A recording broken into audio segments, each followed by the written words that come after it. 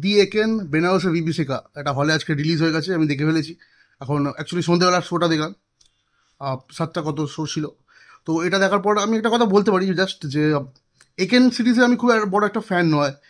এর আগে যে কটা সিরিজ বেরিয়েছিল বা সিনেমা বেরিয়েছিল, কিছু যেমন ওই রাজস্থানে কিছু একটা মানে অনেক কটা স্টোরি নিয়ে বেরিয়েছিল, তো আমি দেখেছি, বাট মনে রাখার মতো আমার সেই হিসেবে কোনো ইচ্ছা ছিল না বা সেরকম কিছু ছিল না, কারণ একেন সিরিজের ফ্যান। হ্যাঁ, অনির্বাণ চক্রবর্তী অবভিয়াসলি একেনের ক্যারেক্টারটা ভালো দুর্দান্ত প্লে করে, সাথে সৌম্যকাচা একজনের নামটা আমি ভুলে যাচ্ছি, বাট সিরিজের সেরকমভাবে আমি ফ্যান ছিলাম না। বাট এইটা দেখার পর আমি বলবো এই সিরিজ, এই পার্টিকুলার এই পার্টটা বেনারসি বিভীষিকা, এটা বেশ ভালো হয়েছে, বেশ ভালো লেগেছে। বিশেষ করে সব থেকে বড় কথা, এত মানে এঙ্গেজিং ছিল না, যার জন্য অনেকটা বেটার লেগেছে।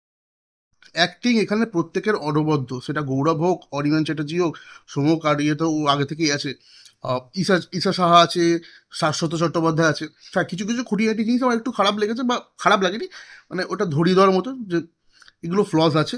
বাট বাকি বলবো অ্যাক্টিং ওয়াইজ এটা প্রত্যেকে যারা কাজ করেছে একটা অসাধারণ অসাধারণ পারফরমেন্স ডেলিভার করেছে। And I mean it, actually খুব ভালো পারফরমেন্স দিয়েছে। ট্রেলার লেভেলে তো সবাই বুঝতেই পেরে গেছে স্টোরিটা কী হতে চলেছে। একেন বাবু আর বন্ধুরা বেনারসে যাবে ঘুরতে, সেখানে গিয়ে একটা পেন্ডেন্ট বা ইয়ের কিছু কেস হবে, ব্লাস্ট হচ্ছে, একটা টেররিস্ট অ্যাক্টিভিটি, যেটা পিছনে শাশ্বত চট্টোপাধ্যায় আছে সেই করাচ্ছে। এবার সেখান থেকে ঘুরতে গিয়ে কিভাবে একেন বাবু এর সাথে জড়িয়ে পড়বে, কিভাবে সলভ করবে, এই মিষ্টিটা নিয়ে সিনেমাটা। অ্যাক্টরদের কথা আমি প্রথমে বলে দিচ্ছি ভালো। সেকেন্ড, আমার যেটা সব থেকে বেস্ট লেগেছে এই সিনেমার কমিক টাইমিং। ডায়লগস আমি দেখলাম পদ্মনাভ দাশগুপ্তই লিখেছে, স্ক্রিন প্লে আর ডায়লগস দুটোই। পদ্মনাভ দাশগুপ্ত যেসব জোকসগুলো লিখেছে ওগুলো অ্যাকচুয়ালি ওয়ার্ক করে। যতবার মানে হলে ডায়লগসগুলো বলছিল, জোকসগুলো বলছিল, সবাই হাসছিল, ইভেন আমি পর্যন্ত হাসছিলাম, খুব ভালো লাগছিল। অ্যাকচুয়ালি আমি খুব একটা জোকসে হাসি না, খুব একটা কাজ করে না, বাট এগুলো ওয়ার্ক করেছে আমার জন্য। আর খুব একটা ক্লেভার রাইটিং ছিল, যেটাতে বাচ্চা থেকে বুড়ো সবার ক্ষেত্রে কাজ, মানে সবার ক্ষেত্রে এটা উপভোগ করার মতো জিনিস হবে এরকমভাবে। আর আমি এসবিএফ সিনেমাস হয়তো প্রডিউসার, এটা এসবি হইচই সিরিজ এসবিএফ প্রডিউসার, আমি বলবো এটা গ্র্যান্ডার, বেনারসের যে গ্র্যান্ডারটা অনেক দেখিয়েছে। বিশেষ করে যেই শাইনে যেই হোলিটা খেলা হয়, ওটা কি নামটা ভুলে যাচ্ছি, সিনেমা এক্ষুনি দেখলাম, এক্ষুনি ভুলে গেছি। ওই গ্র্যান্ডারটা, ওইটাকে খুব সুন্দরভাবে ফুটিয়ে তুলেছে, গ্র্যান্ডারটা দেখিয়েছে। শর্টসগুলো খুব ভালোভাবে নেওয়া হয়েছে, ওয়াইড অ্যাঙ্গেল থেকে শুরু করে ড্রোন শটগুলো, যেভাবে হোলি সিনে যে ক্লাইম্যাক্সের সিকোয়েন্সটা ওই টাইমটাতে অ্যাকচুয়ালি সাইডে হোলি সিকোয়েন্সটা আছে, ওইটার মধ্যে যেভাবে শ্যুট করেছে, আমার মনে হয় যে অরিজিনালি যখন হচ্ছিল তখনই শ্যুটটা করা, বা যদি না হয় তাহলে ভালো টাকা ঢেলে পুরো জিনিসটাকে সেটটাকে তৈরি করা হচ্ছে, সিকোয়েন্সটাকে তৈরি করা হচ্ছে, তার মধ্যে সিনেমাটা করেছে। শুধু আমার একটাই জিনিসটা খারাপ লেগেছে, খারাপ না ফ্লস বলতে পারি, আমার পার্সোনালি ভালো লাগেনি।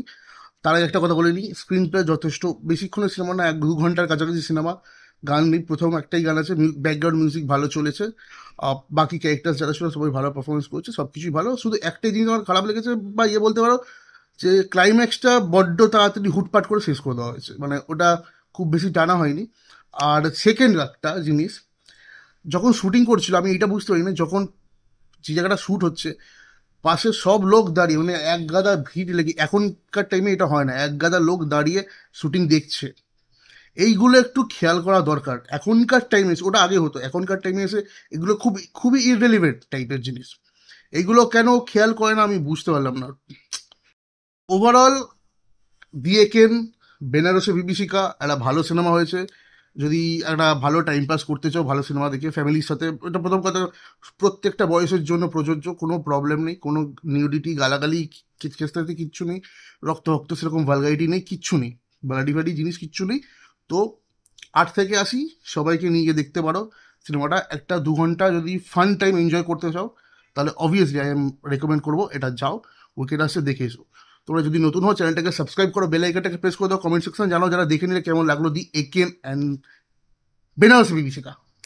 বি বি বি বি বি তো দেখা হচ্ছে খুব তাড়াতাড়ি একটা নতুন ভিডিও। কালকে mission impossible final recording release হচ্ছে। ও পয়সার খরচা